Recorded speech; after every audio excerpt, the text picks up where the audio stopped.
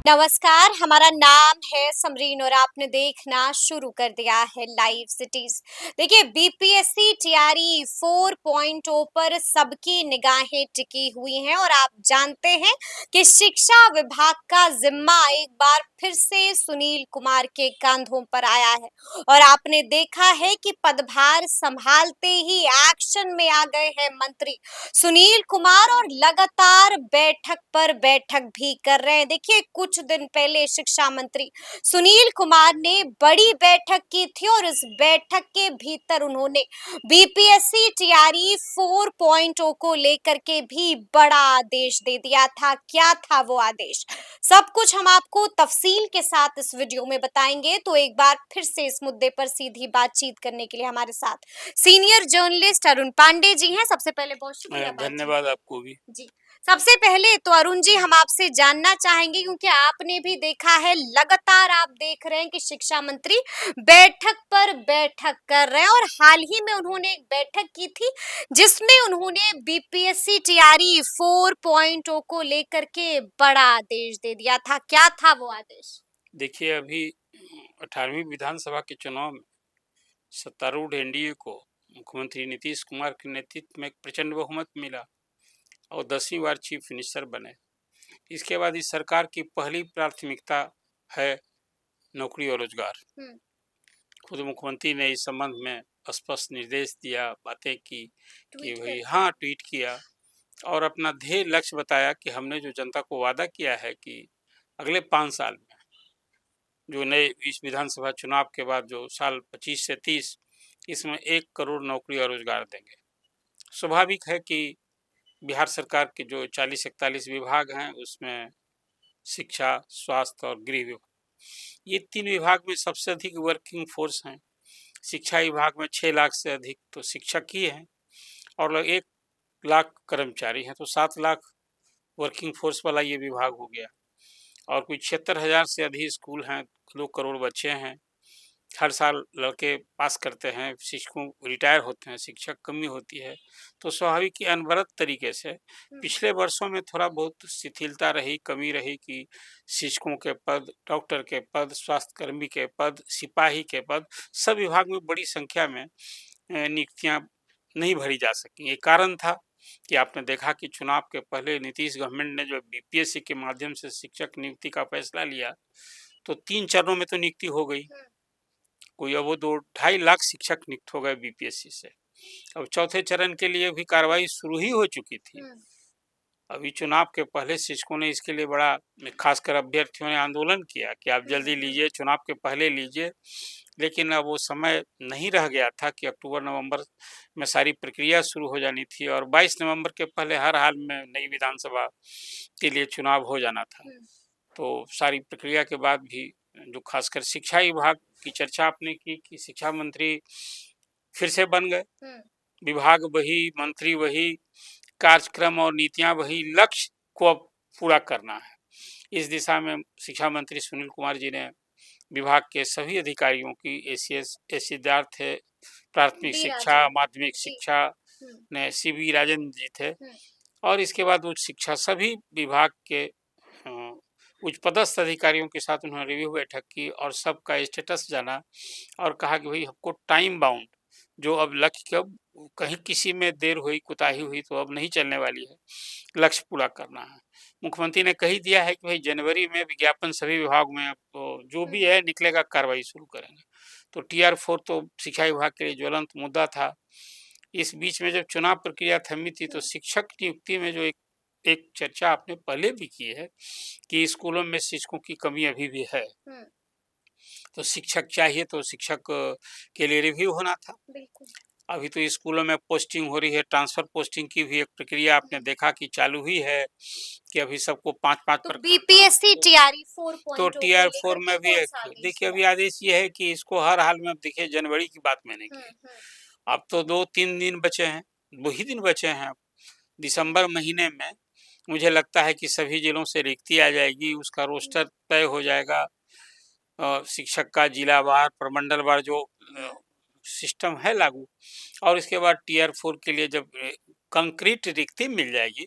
जो विभाग का ये निर्देश जो शिक्षा मंत्री ने अधिकारियों को स्पष्ट निर्देश रोस्टर दिया, क्लियरेंस का हाँ, निर्देश दे दिया वो जी। रिक्ति के साथ रोस्टर क्लियरेंस होगा और तब फिर उसके बाद अधियाचना भेजी जाएगी बीपीएससी को और बीपीएससी तुरंत ही विज्ञापन निकाला। बीपीएससी को क्या करना है, जो सरकार नीति तय करेगी उस हिसाब से बीपीएससी को फॉलो करना है। ये पिछले और भी जो 3 बीपीएससी से परीक्षा है उससे चौथी जो परीक्षा होने जा रही है, ये कई अर्थों में भिन्न होने जा रही है। इसमें आरक्षण का और फार्मूला थोड़ा-सा चेंज हो गया है। अभी यहाँ डोमिसाइल नीति लागू हो गई है। डोमिसाइल नीति जो खासकर लड़कियों के 35% रिजर्वेशन है, वो ये पहली परीक्षा होगी शिक्षकों में, जो कि 100%। अब तो बाहर के भी लड़कियां, जो अब सभी लड़की बिहार की बहाली होगी, महिला जो 35% रिजर्वेशन है।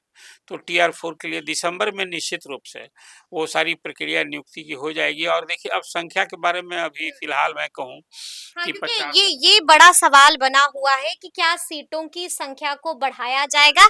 आपकी जानकारी, आपकी खबर क्या नहीं, है? अभी जो जरूरत होगा सीटों की संख्या बढ़ाने का तात्पर्य ये है कि हर विभाग में शिक्षकों के पद जिला वार स्वीकृत हैं और वो वही आइडेंटिफाई होता है कि लगातार मांग उठ रही है इसके मांग ऊपर। तो उठ रही है। देखिए, अभी भी कुछ जो सबसे बड़ा शिक्षा विभाग में ड्रॉबैक है ना, कि टीचर चाहिए सब्जेक्ट वाइज।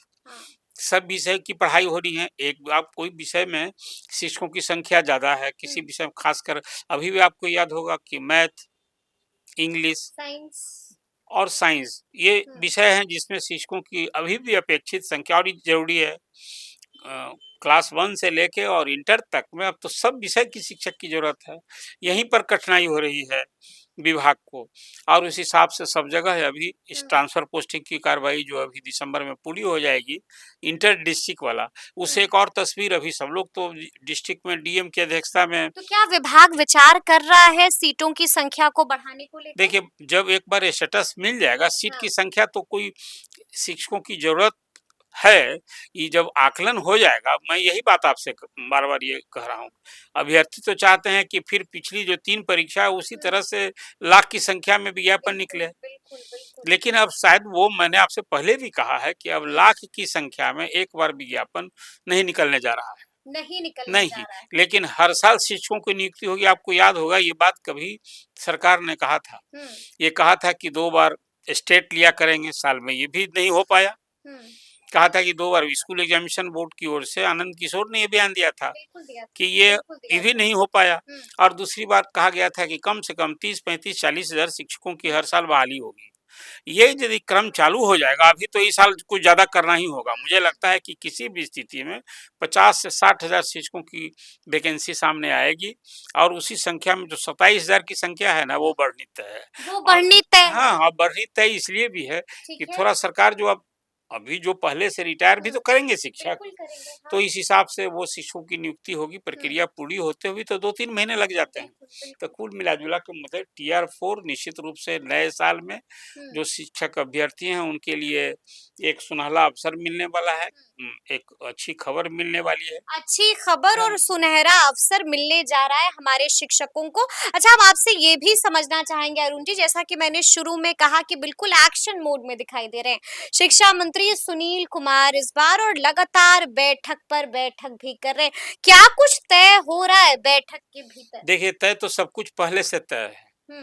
कोई नया डिसीजन उस रिव्यू बैठक में सभी विभागों की जब उन्हें समीक्षा की, जैसे अब हाई स्कूल की उन्होंने, प्राइमरी की, फिर हायर एजुकेशन की, तो भाई यूजीसी का जो मापदंड है, चाहे वो शिक्षक को लेकर के, पढ़ाई को लेकर के, एकेडमिक सेशन को लेकर के, तो उसको कहा है कि आप सुनिश्चित कीजिए। अब ये नहीं चलने वाला है कि हमारे यहाँ बिहार के खासकर जो यूनिवर्सिटीज में लेट से परीक्षा होती है, नियमित परीक्षा नहीं होती, सेशन लेट होता है, ये एक अलग समस्या थी। तो सभी महकमे को, और एक सबसे बड़ी बात की, अब तो आर्टिफिशियल इंटेलिजेंस, उस पर काफी जोर दे रहे हैं। उस पर जोर है। अब उसकी धूम है ना। आप देखिए, उसका कारण है कि जॉब कहाँ मिलेगा। अब सिंपल खाली आप शैक्षणिक योग्यता प्राप्त कर लीजिएगा, उससे जॉब का स्कोप कम है। अब तो बीपीएससी के एग्जाम में टीचर बनने के लिए देखिए ना, मैं बार बार कहता हूँ, शिक्षक बनना किसी अधिकारी बनने से ज्यादा कठिन है। ये मैं हमेशा करता हूँ और उसको सुविधा वेतन पर अभी तो मैं नहीं जा रहा हूँ, लेकिन ये शिक्षक सचमुच का तपस्या है उसके लिए। पहले शैक्षणिक डिग्री लेता है, फिर क्या करता है वो शिक्षक प्रशिक्षण लेता है, फिर उसके बाद क्या करता है, पात्रता परीक्षा पास करता है, और तब उसके बाद फिर अब बीपीएससी भी सामने आ गया, अभी आपको ये भी परीक्षा पास करनी है, तब ना शिक्षक बनता है। और बीपीएससी की परीक्षा में आप एसडीओ और डीएसपी बनना चाहते हैं तो क्या करना है, आप शैक्षणिक योग्यता प्राप्त कीजिए और इस परीक्षा दीजिए और उसमें क्वालिफाई कीजिएगा, जब सेलेक्ट हो जाएगा तब ट्रेनिंग में जाना है। तो ऑफिसर बनने से ज्यादा शिक्षक बनना ज्यादा कठिन है। और अब तो शिक्षक इतना करने के बाद लोगों ने एक बड़ी संख्या में, अभी भी मेरा अनुमान है कोई 3 से 4 लाख शिक्षक अभ्यर्थी जो शिक्षक की पात्रता भी हासिल कर लिया है बनने के लिए, जो मैंने आपसे बताया कि ये अर्हता चाहिए, अब उसको वैकेंसी का इंतजार है, तभी विरोध हो रहा है, या लोग की अपेक्षा हो, विरोध अपेक्षा का विरोध है कि आप कम संख्या में नहीं, हमको ज्यादा। अच्छा, अभी कुछ देर पहले आपने जिक्र किया था एस्टेट का, एस्टेट को लेकर के कोई खबर है, कब होगी एस्टेट की देखिए परीक्षा? अभी तो चुनाव के बाद अब तो सब कुछ होना ही होना है। देखिए कब का तो डेट अनाउंस तो करना मेरा काम नहीं है, और इस पर प्रिजम्प्ट करना भी। क्या बीपीएससी टीआरई 4.0 से पहले होगी? ये तो कहा गया था, ये तो लोग कह ही रहे थे, शिक्षक मांग भी रहे थे कि भाई आप स्टेट पहले ले लीजिए। तो ये अब देखिए अब सब कुछ होगा, मुझे लगता है एक बार, हाँ सब कुछ होगा, लेकिन कोई कब होगा ये भी जो आप कहेंगे, मैं कहूँ दिसंबर महीने में, तो मुझे लगता है कि विज्ञापन की कार्रवाई टीआर 4 की निश्चित रूप से आ जाएगी। जी। तो ये हो जाएगा तो नेचुरल है कि नया साल जो है ना 2026, ये नीतीश कुमार के लिए, अभी देखा नहीं आपने जितने उन्होंने वादे किए, एक एक करके पूरा कर रहे हैं। अभी महिला फर्स्ट, महिला भी इस सरकार के प्रति जो उनका रोल रहा, देखा अभी कल जब 10-10 हजार बांट रहे थे तो मुख्यमंत्री का जो संतुष्टि का भाव, कहा कि भाई जो हमें इतना बड़ा जनादेश मिला है वो महिला मतदाता का, मैंने आपसे पहले भी कहा था कि इस चुनाव में महिला है भाग्य विधाता, वो भाग्य विधाता महिला है भाग्य विधाता। चलिए एक अंतिम सवाल है मेरा आपसे अरुण जी, स्कूल टाइमिंग को लेकर के एक बार फिर से मांग जो है वो गूंज उठी है, क्या एक बार फिर से जो है बदलेगी स्कूल की टाइमिंग? एक टाइमिंग क्या है, शिक्षक तो यही ना मांगते रहे थे शुरू में। एक टाइमिंग का विवाद क्या हुआ था, 10 से 4 वाला, 10 से 4 हुआ था। अब वो देखिए स्कूल में जिस ढंग का अब नया सिलेबस आ गया है, आधुनिक शिक्षा की व्यवस्था हो गई है, तो वर्किंग तो मुख्यमंत्री ने जो कहा है कि वही होगी, वो लागू भी हो गया है, लेकिन अब है कि उसको आप उसके पहले 9:30 ना है, बिल्कुल 9:30। हाँ, और अब इस शिक्षक को 9:30 को ध्यान में रखकर मैं इधर देख रहा हूँ कि नई सरकार के आने के बाद शनिवार को शिक्षक कह रहे हैं कि फुल डे की जगह हाफ डे कीजिए। और जैसे बैंक में होता है कि सेकेंड सैटरडे छुट्टी रहती है, सचिवालय में जो इस तरह की छुट्टी रहती है, जैसे कि मुफस्सिल ऑफिसेज में छुट्टी नहीं है, शनिवार को ऑफिस बंद है, लेकिन सचिवालय में क्या स्थिति होती है, बिल्कुल ये असेंबली में क्या, असेंबली और परिषद सचिवालय शनिवार को खुलता है। तो अब शिक्षक क्या इस पर भी विचार हो रहा है?